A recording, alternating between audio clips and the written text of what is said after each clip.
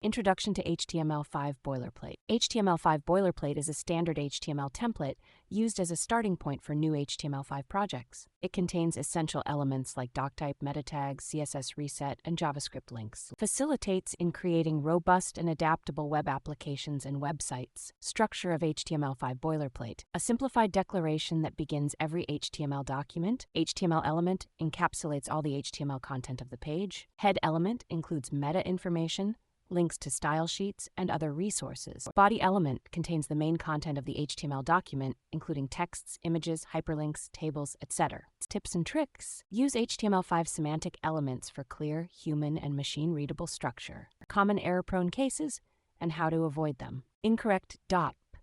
Always start your document with a doctype declaration to prevent inconsistent appearances and behavior across different browsers. Missing character encoding.